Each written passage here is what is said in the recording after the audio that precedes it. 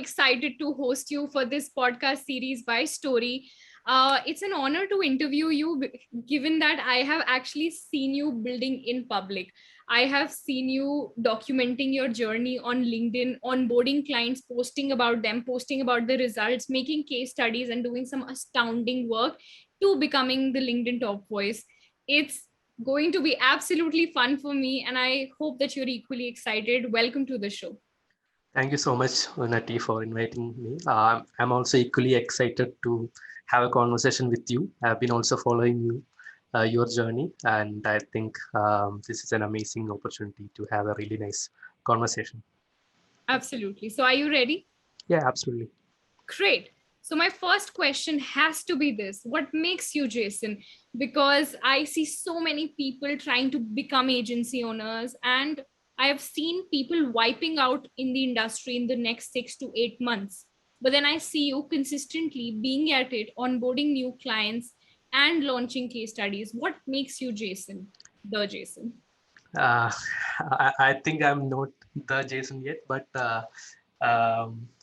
what I like to do is to have a slow growth. What I believe is that there is nothing called overnight success. Might be maybe if you're in the 0.001 percentage of lucky club, you might get that kind of a growth. But what I believe is that everything takes that time. What you have to do is that you have to set small goals, weekly goals, monthly goals, quarterly goals. Try to achieve it. When you achieve it, you will get a sense of very sense of relief, or you'll get a dopamine strike. Right, and then you're motivated again to set another goal and to reach there. So have a long-term vision, but dissect it down to small goals, and then you will automatically find that you are moving forward, right? Because you have small goals to pursue, and you always kind of reach there, and you're happy. And the second thing is that always compare yourself with you, right? When I was starting, I was always looking at huge agencies like, okay, I can never be that. I don't have any background. I'm from a small town, etc. But then I decided that okay, wait, we don't have to look there. They also had to start somewhere, so I had to start. I had a really good two other co-founders, and we started small. We just compared ourselves to just ourselves, and we also did something that other agencies are not doing. We are marketing ourselves, and we also believe in keeping our word, right? We always says to our client that hey, you have to produce good content, but as an agency, we have to keep that word. Hence, we try to produce good content on our Instagram, on our LinkedIn, etc. So, small growth, comparing yourself just with yourself, etc. And is something that I believe in, and also ambition, right? You have to have ambition. You have to be consistently ambitious, not just motivated for a short amount of time. You have to be, it's a marathon, right? It's not a sprint. So, Got it. Got it. I have so many follow-up questions, but I'll ask you the next question. That is, um, I have at least seen you growing over LinkedIn, and then it just changing your growth graph. But is that the truth, or do you have any other medium that you rely on when it comes to lead generation, closing clients? Is there an outbound strategy, or LinkedIn is the platform for you? uh, LinkedIn, if you till the last year, LinkedIn was the main platform. um, we generate at least 60 percentage or 70 percentage of our revenue via leads, inbound leads from LinkedIn. So LinkedIn is there at the top all the time. And then what I believe is that we need to have at least 5 to 6 lead sources, right? So then we started a really good content strategy in our website, which helped us rank, organically for a lot of keywords, right? So SEO, Google organic stuff, if you think that it's dead, it's not. It's bringing us huge amount of results right now. That's another channel. And the third thing is our Instagram. We try to be funny. We try to be creative around our Instagram. We produce reels, educational content, etc. on our Instagram. So we have a really good community there, and we can say that we are one of the most popular agencies in terms of number of followers on Instagram in India itself. Apart from big names like Shebang or certainly we have the most number of followers, and that's there. And fourth thing is, we go for to talk about our journey with in podcasts like this and other YouTubers, etc. So that helps us to spread our story, right? I'm trying to build a story brand here, so there's a story element to that too. Um, and then there is word of mouth, right? Referrals, word of mouth, etc. happening. So there are about 4 to 5 channels that are really active. Um, yeah. Got it. So, okay, so LinkedIn is the starting point, and then you became LinkedIn Top Voice. And I have seen the storytelling factor, and I've seen the wow factor in the content. And when I see your agency, the first takeaway is, as a marketing agency, you need to market.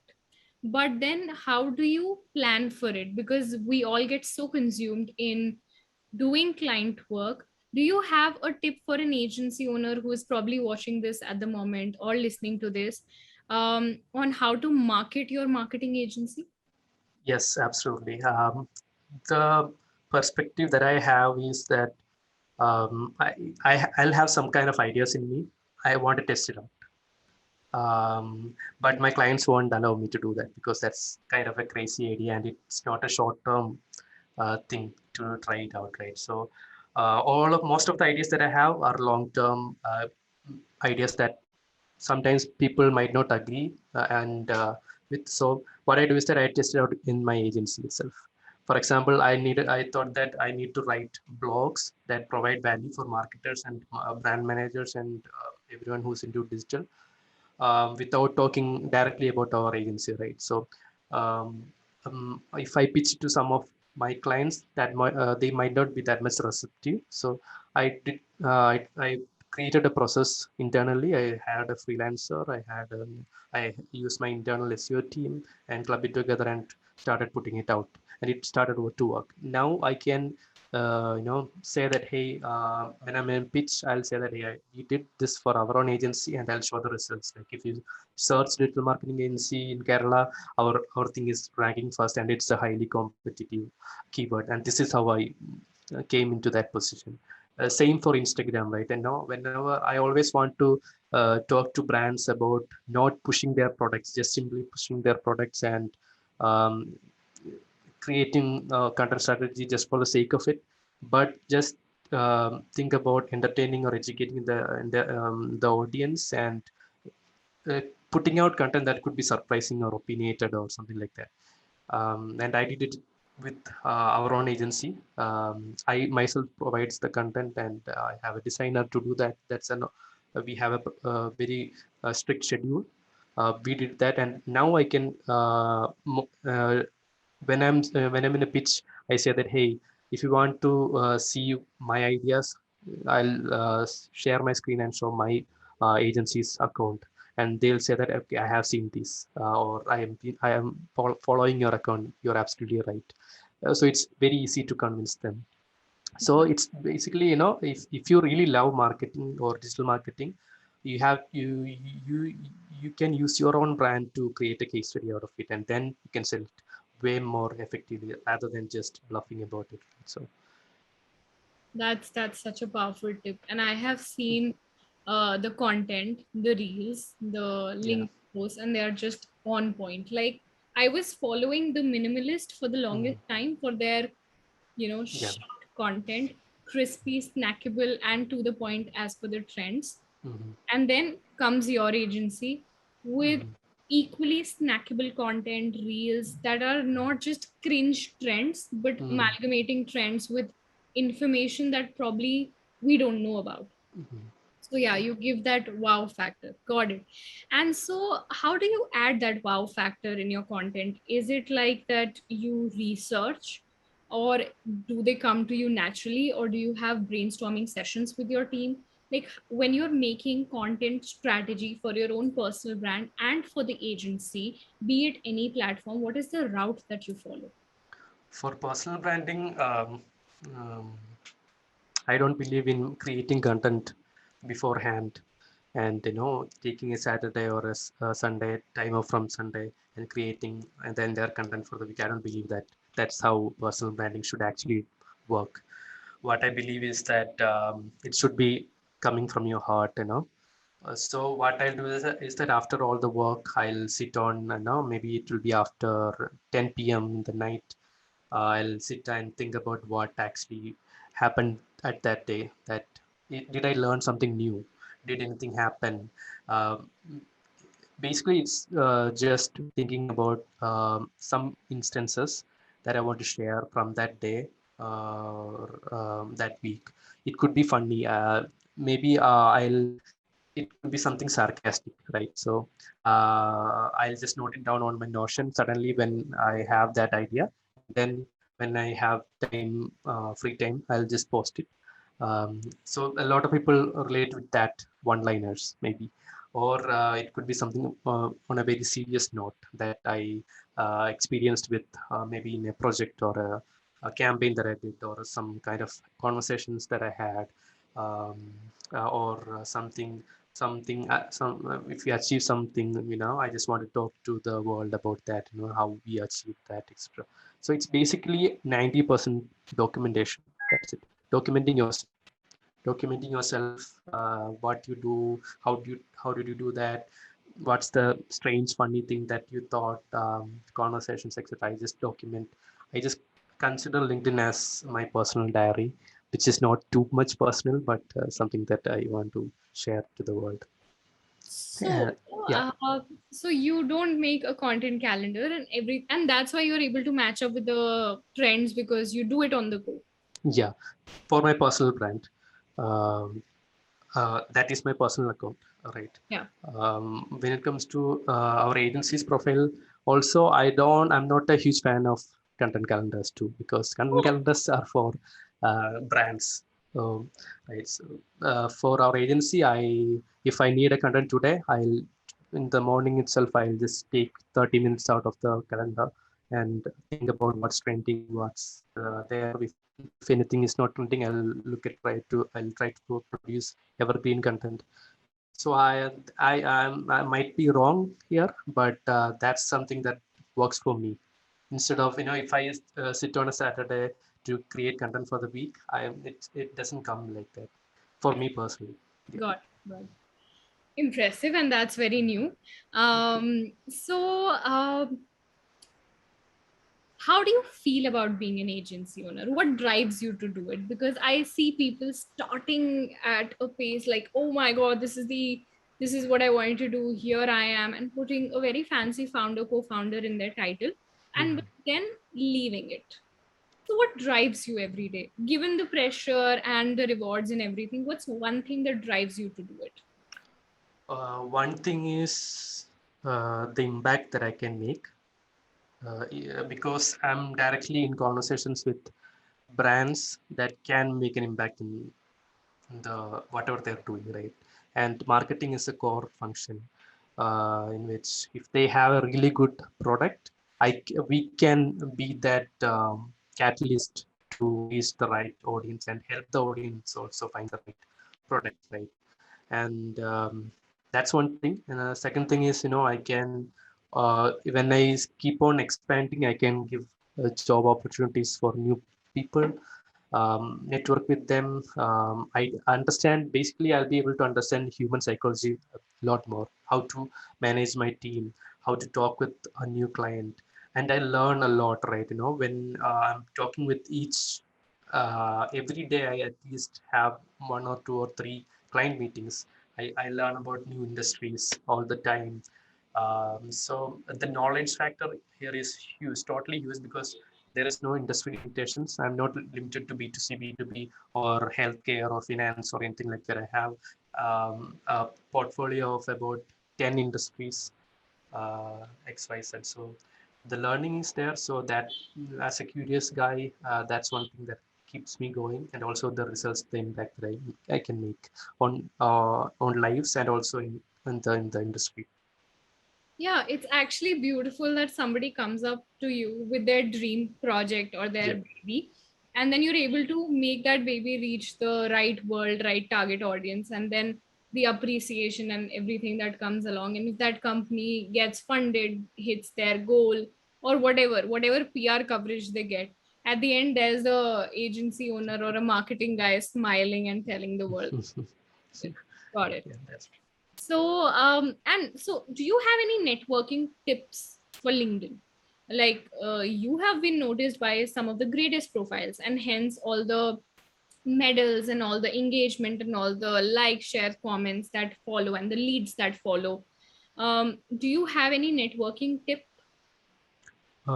talking about networking trip.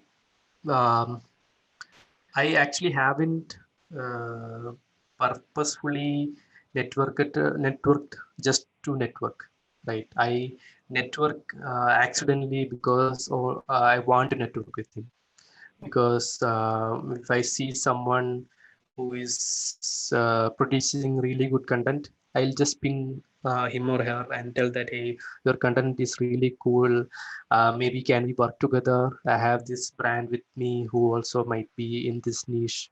The same way, right? If I'm seeing really some people talking about Facebook ads, and it makes sense if to me, I'll just directly ping them on the spot and say that, hey, glad to meet you. I'll have a conversation with him. Maybe I'll get his contact number, and maybe in the future, when we have some kind of shortage or something like that, I'll ping him up and give him a project or something like that. So, for me as an owner, I'm always looking for resources on LinkedIn, and also on the other side, maybe if I see some D2C owners or um, some brand owners that I think that I want to work with, I'll try to ping them, but that's very rare.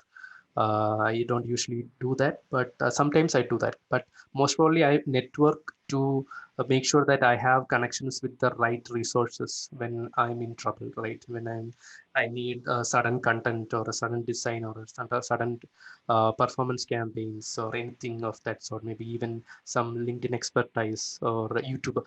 I have even connections with people who are just focused on YouTube strategy, right? So when I get a client who wants YouTube strategy, I'll just ping him and have a conversation with him. So that's something that I do.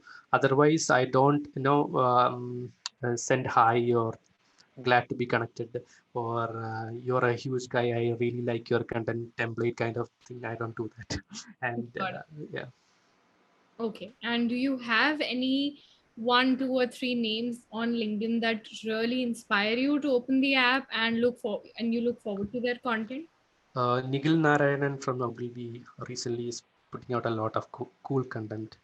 Karthik Srinivasan, he's also been there since long.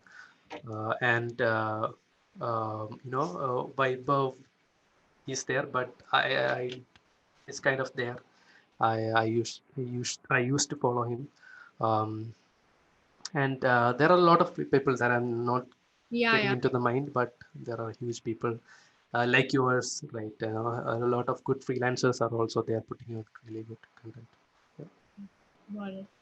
And what are two or three things that are underrated about LinkedIn? Like people are like, no, it's cringe and it's all contenty, and probably the stories are not doing good, pages are not doing good. But what are two or three? Probably LinkedIn Live can be one of them. But what are two or three LinkedIn features slash things on LinkedIn that are quite underrated, but if used well, can be game changers? Number one is LinkedIn search bar. That I think is really underrated. If, for example, I needed to talk with someone who is from Malaysia, and I needed just to talk with someone who is a digital marketer in Malaysia. So we were troubled, but I just opened up LinkedIn and used LinkedIn search bar. I can directly pick the country as Malaysia. I can pick the profession as digital marketing, and I can also put it as like first connections or second connection or 3 plus. And I put first Malaysia and digital marketing, and I just by that instant I were able to start a conversation with someone who's in Malaysia who knows digital marketing, and it helped. create a really good proposal for that client with the help of that party. That thing is, I think, is underrated. And then maybe commenting on some other people's post, not just for the sake of commenting, but if you read something and you really get something, some value out of it, or if you want to question something, just directly don't shy away from it and go and comment on it. I have commented on some places, and that comment has given me a lot of profile visits and likes than my posts actually. So commenting is something underrated. And then LinkedIn Premium. The LinkedIn Premium is a really cool tool. You'll understand who are all those people who are watching your profile. They already have known you. They are really interested about you. So it makes sense to ping them and have a conversation with them. Maybe something will end up happening. So these three things, I think. Got it. And okay, so now a very personal question, maybe that you might have not mentioned anywhere, and that is, where do you see yourself 2, 5, 7 years down the line? Um, Um, uh, um, I don't plan for 5 years because if I plan for 5 years, that means my life would be really boring because I wouldn't take new opportunities, right? If I say that, hey, I want to be exactly this and only try these kind of things in the next 5 years, it means that it destroys the fun of being alive, right? Some opportunities comes in the way, and you have to decide, take a breath, and understand if that you have to choose it or not. That's what's exciting about life, right? But I'm sure that I have to plan for a year. I have plans for a year, but I don't have a plan for 5 years because I need that gap. I don't want to be that person who has who says that I'll only do X, Y, Z. At least till I'm 30 or till I'm 35, I want to have that unpredictability. Maybe wow, what's your age? I'm 24. Got it. All right. And so, where do you see yourself a year down the line, at least doing this, what you're doing? Year down the line, maybe uh, I might have some kind of uh, product with me. I'm in the plan stage of launching something uh, that has that is not a SaaS product or anything, but that's basically something kind of a D2C kind of a thing. Got it. So I'm always testing something on the side apart from the agency thing. I'm trying to become a content creator on YouTube maybe, and also try to have some kind of revenue streams outside of this agency business. Got it. Do you ever think of creating such a huge personal brand around your name, just like Beer Biceps, so that you're also known as the agency owner who's very cool and is doing YouTubing, vlogging, active on Instagram, LinkedIn, and that fancy creator life? Do you ever?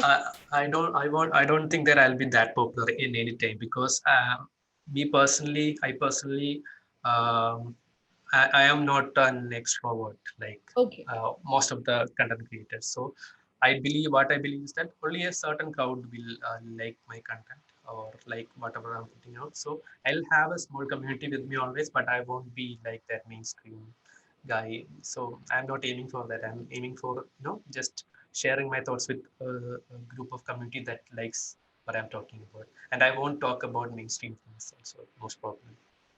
probably because So, how would you sum up the last 6 months of your life?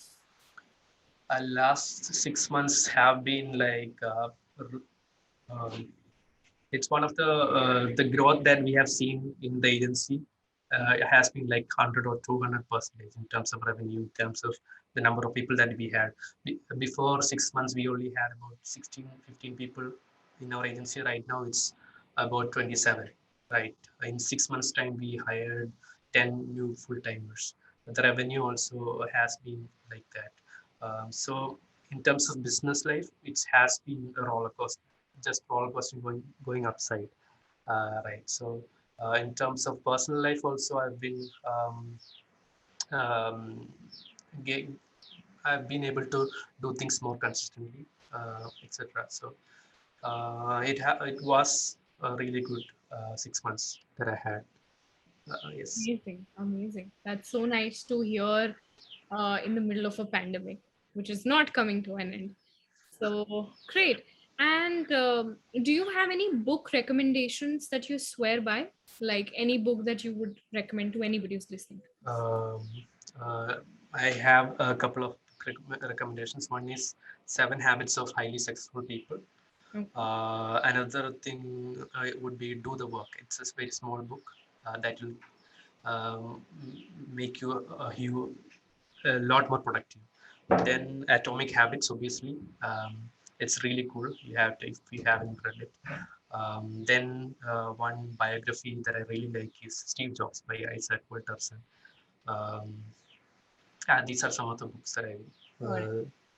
Interesting. I've never read Steve Jobs' book biography, but I've seen the Yeah. movie, and oh my god, it's the way things worked and how he was just unconventional about the way he was doing business and what kind Mhm. he was doing is actually very motivating and just gives you that risk taking appetite, because right now most of us are playing very safe.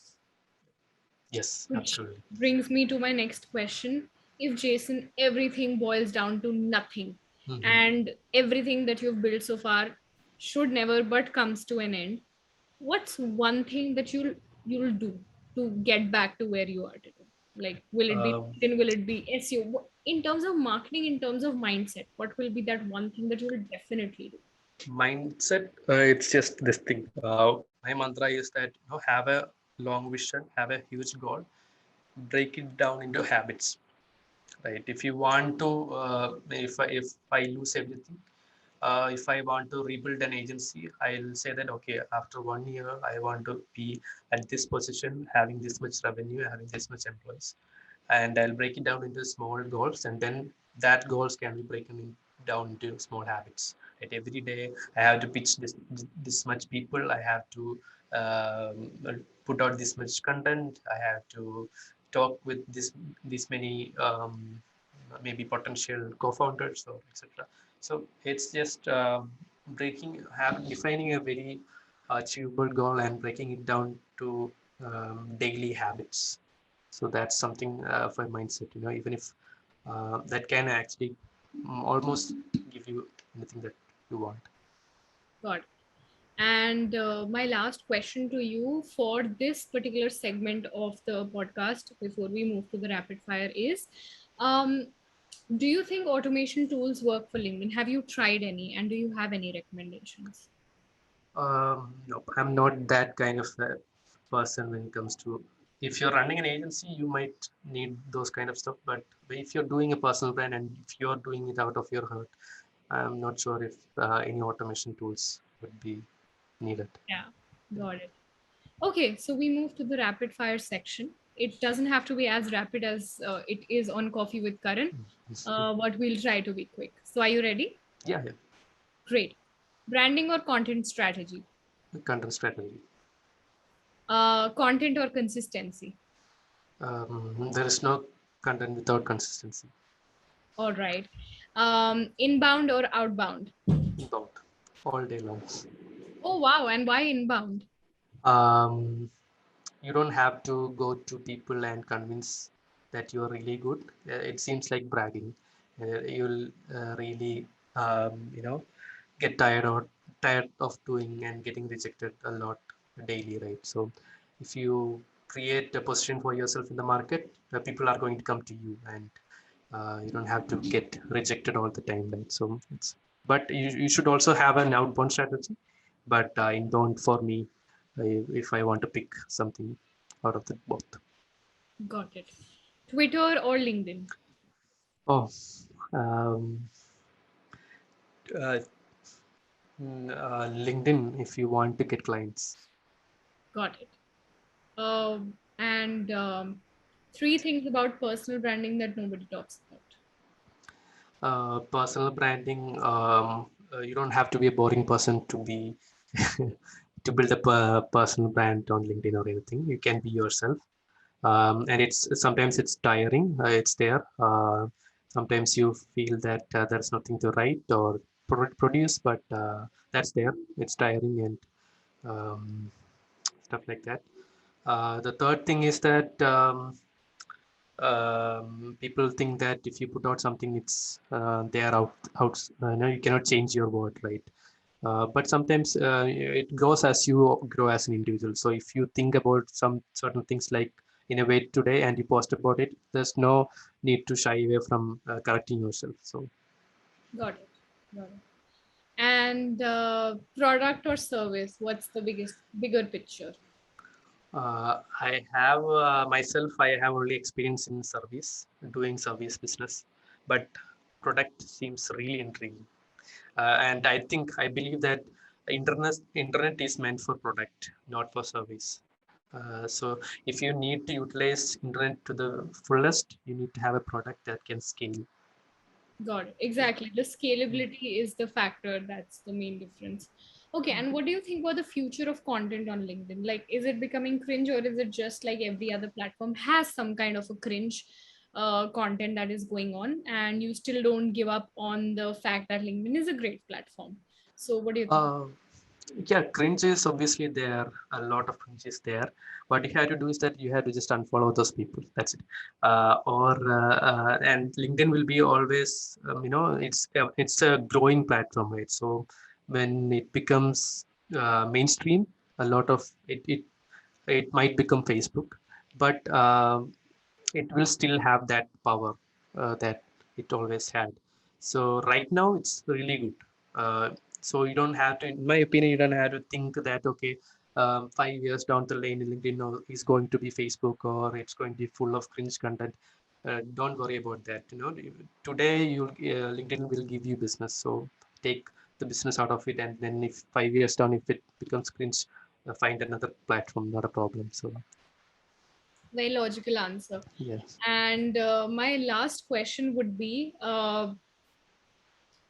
freelancers versus full-time employees. What do you think you're chasing? Um, the advantage of freelancers is that they have a skin in the game, because that's what I feel. If I'm working with ambitious freelancers, every month they'll try to improve themselves. They'll put in ideas from themselves, and also since they are working with other clients also, they'll also tell me that okay, these things work for them, and there is a a feedback from them, and they also have to prove themselves every time, right? So that's another an advantage, that I don't have to always push them, control them, etc. They have that skin in the game. Full-time employees sometimes feel that they're comfortable in whatever they're doing right now. They don't want to grow. There is no risk factor, much of a risk factor. They can be average and be still there, right? So that's something that differentiates freelancers and full-timers. But full-timers, the thing is that you have them from 9 to 6. You can always have a meeting with them. We can always the story of the brand always, you don't have to tell them that, they're always on board. If they are if you get a really good full-time employee, then nothing can actually replace that. But Exactly. And they yeah, stick by you yeah, through thick and thin, and they'll always think about the company. yes, absolutely. Got it. Got it. Very valid points and amazing, amazing session. I have got so many insights, and I'm pretty sure everybody who's tuning into this will have so many takeaways.